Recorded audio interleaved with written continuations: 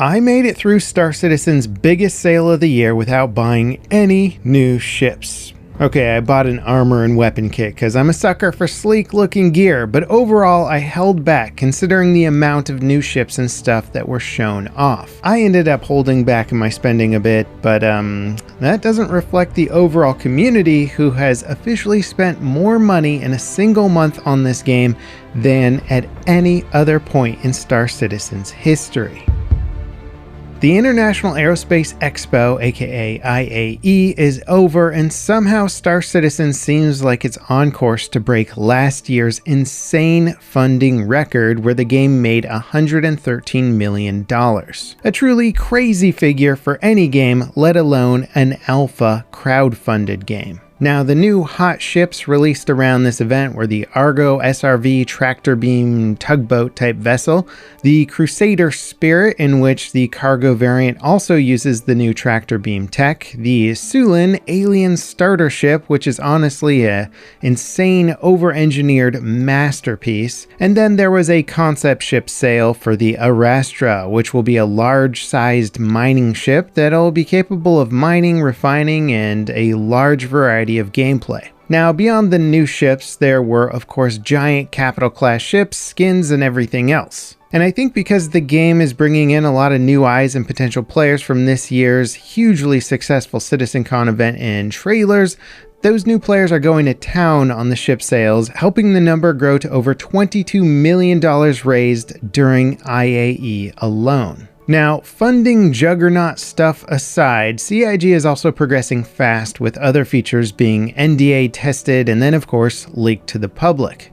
The new updated hair system for the 3.22 patch is being shown off from the Evocati testing, and it looks great, to be honest. I like the highly realistic approach with some random little strands of hair here and there. It could be one of the most advanced and realistic hair systems in a game so far. Hull salvaging is also being tested, and a major fix for the salvage dispenser issue with the Vulture and Reclaimer is also being tested. This is really exciting for two reasons. Firstly, hull salvaging will allow entire ships to be consumed by salvage ships. No longer will they be relegated to just stripping the outer layer of material, but the entire hull can now be broken down and consumed for raw materials. This will be fantastic for actually cleaning up wrecks around the verse, which persist pretty much everywhere. Secondly though, and honestly even more important to me, the salvage dispenser system, which has made me legitimately angry at the SC design team for its obnoxious process of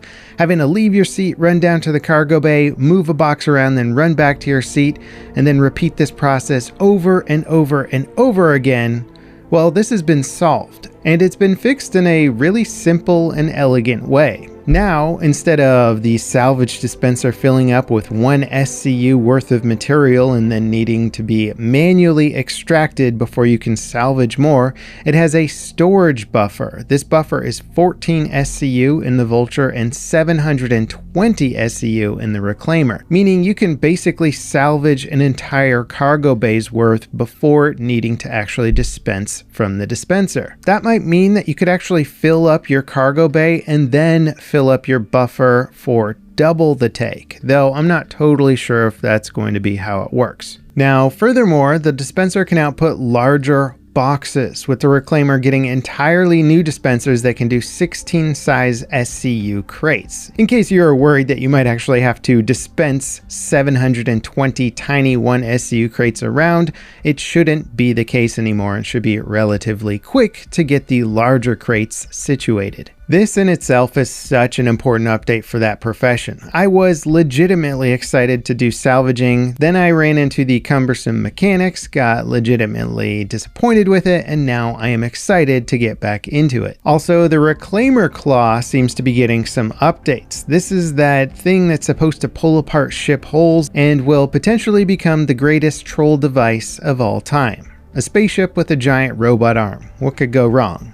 Or so very right. Now, another important gameplay feature was addressed on the Star Citizen forums by a developer. When asked when we'll be able to claim gear from the Pledge store, Star Citizen developer Xylo replied, "We're adding functionality to retrieve lost gear from the Pledge store in the upcoming Freight Elevator update.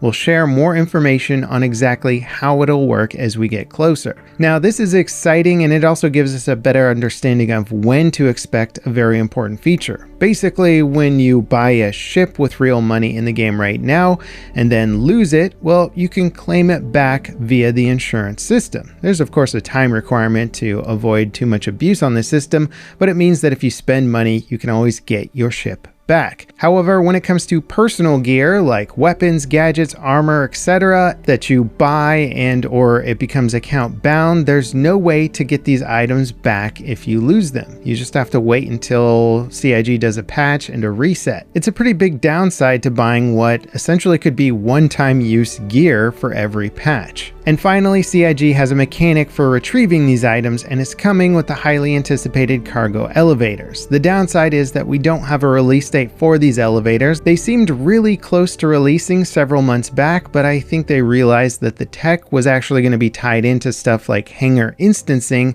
which means that it would have to wait for some of the replication layer or meshing technology. So basically, it's being locked behind the bigger core tech. Now, speaking of the replication layer stuff, it sounds like more testing has been happening in the Evocati, which is great. Testing this at scale is exactly what needs to happen for it to get into players' hands. That said, we have no idea if they're on track to do a public test branch of the replication layer or jump gate stuff by the end of the year, but we're literally down to the last month. Usually dev teams slow down towards the holiday, so it'll be interesting to see if they can actually hit that highly anticipated goal. Now, interestingly, Pipeline, the Star Citizen patch and leaks Discord, seems to be becoming a more used outlet for devs to answer Q&As, with a newly published Q&A from CIG Sylvan answering some questions about the Gen 12 progress. Gen 12 being the next evolution of the graphics engine that will utilize Vulkan and other processes to improve the performance and visuals of Star Citizen. In the Q&A, he shared some really interesting information. The new cloud system in the upcoming 3.22 patch uses temporal upscaling and quarter scale rendering, same technique as Microsoft Flight Simulator,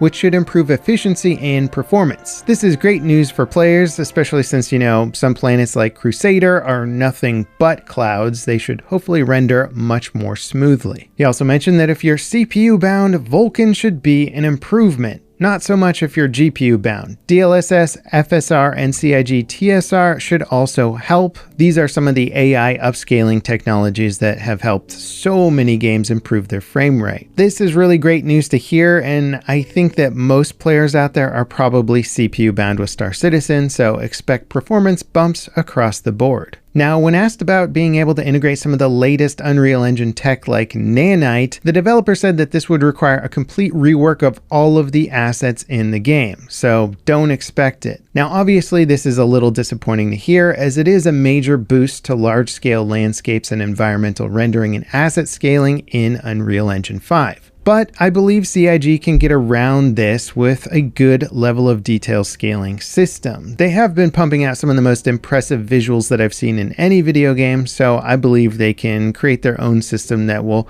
hopefully look similarly impressive. He also said that there's no major plans at the moment to address planetary pop-in, though the upcoming GPU object scattering should help with that. They'll also try and make stuff fade in smoothly rather than popping into existence. Again, this is more of a traditional style of dealing with pop-ins where, say, Unreal's Nanite and dynamic detail scaling is the cool new technology that's sort of making all the buzz. Ultimately, though, from his Q&A, it sounds like we should be expecting some substantial performance increases over the next year as Vulkan is implemented into the engine, especially with the upscaling tech.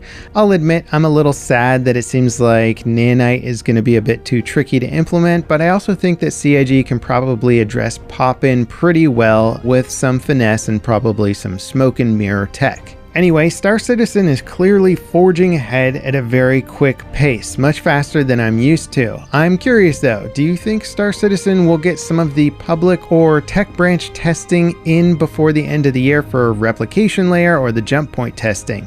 It seems like it's their goal, but that means it needs to happen in the next several weeks.